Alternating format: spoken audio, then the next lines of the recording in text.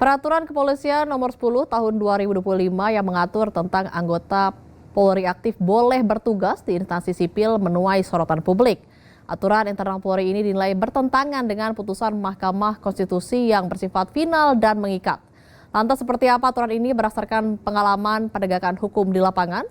Kami akan mengulas bersama mantan Kabareskrim Komjen Purnawirawan Susno Duaji. Terima kasih atas waktunya Pak Susno untuk Jawa Post TV. Terima kasih, selamat malam Mbak Roti. Ya, malam Pak. Bagaimana Pak Susno menilai substansi Perpol nomor 10 tahun 2025 yang disebut-sebut bertentangan dengan putusan Mahkamah Konstitusi?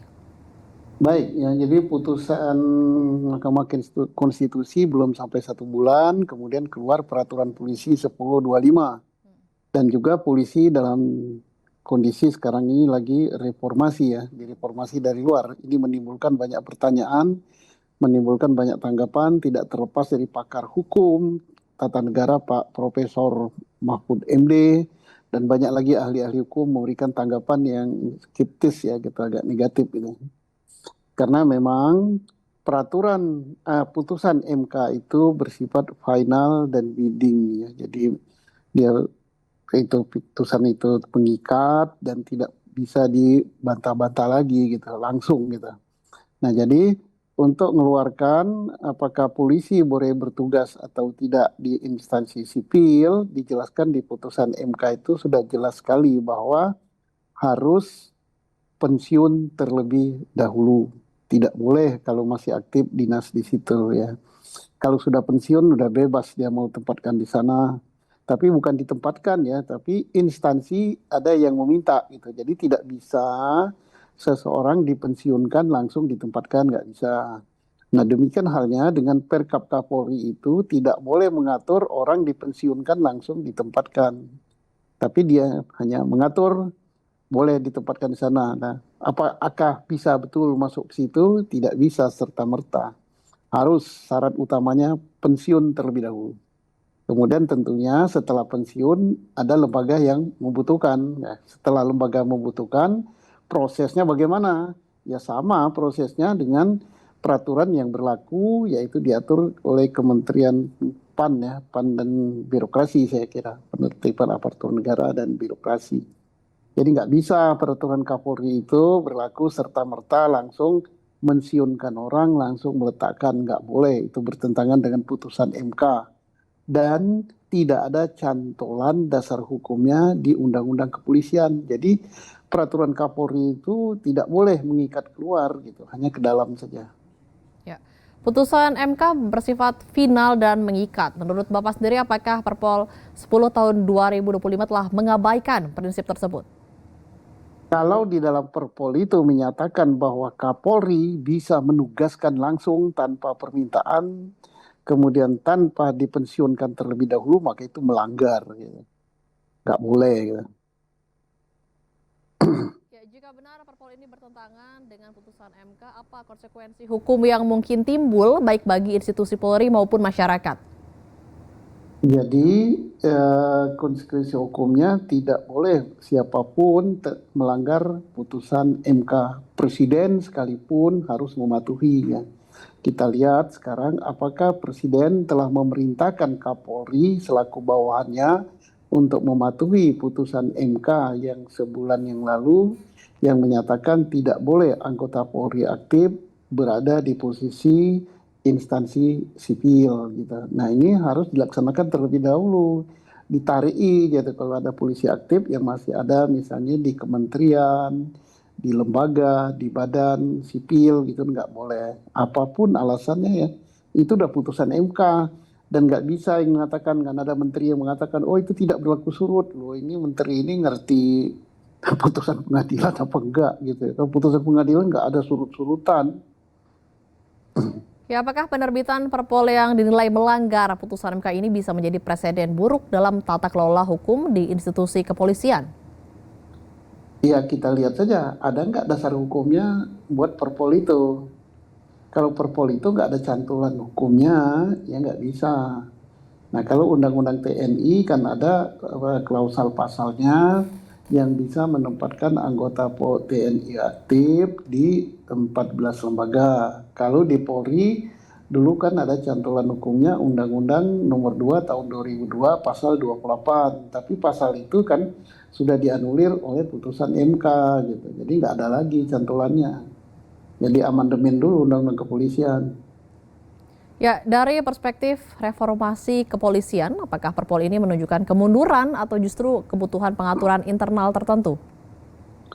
Kalau itu diberlakukan keluar ya nggak bagus gitu. Tetapi Perpol itu hanya berlaku ke dalam, nggak boleh Perpol itu ngikat kementerian, nggak boleh ngikat badan, nggak boleh ngikat lembaga gitu. Kalau ada pasal yang menyatakan bahwa Kapolri bisa menempatkan gitu kan anggota Polri yang belum pensiun ke suatu lembaga, itu salah, harus dicabut. Dan misalnya ada bunyi klausal pasal yang menyatakan Kapolri bisa memensiunkan langsung menempatkan juga nggak boleh. Karena apa? Instansi kementerian lembaga itu bukanlah underbow-nya kepolisian, nggak bisa Kapolri langsung menempatkan di situ.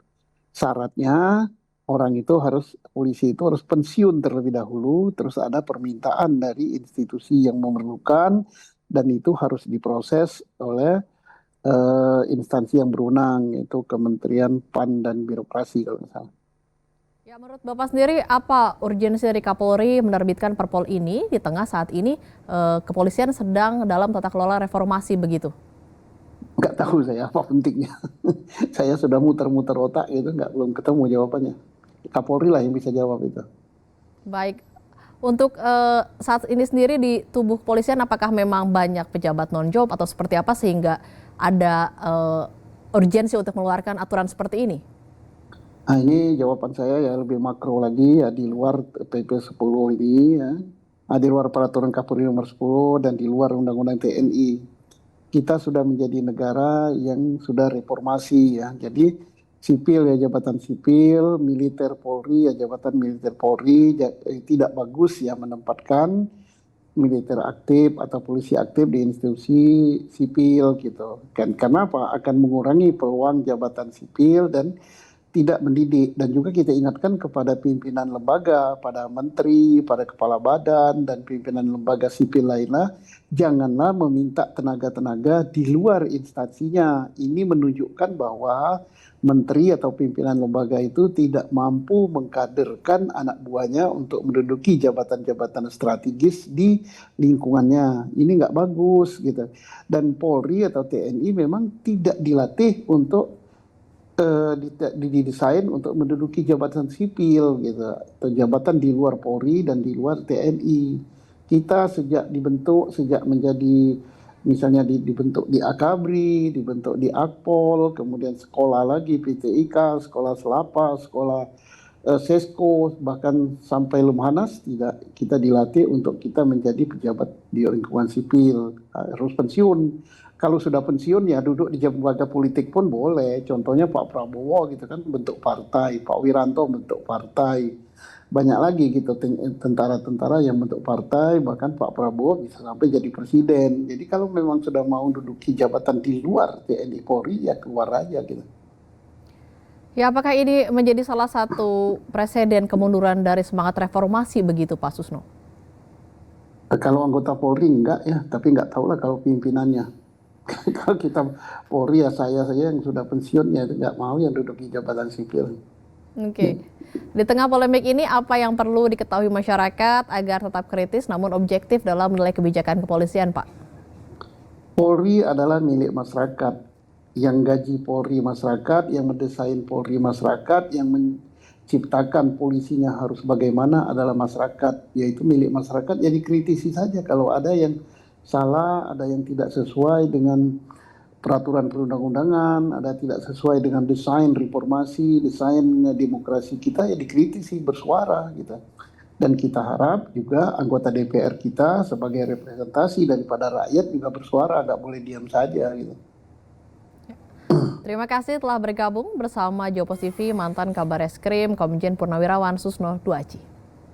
Selamat malam Mbak Rati.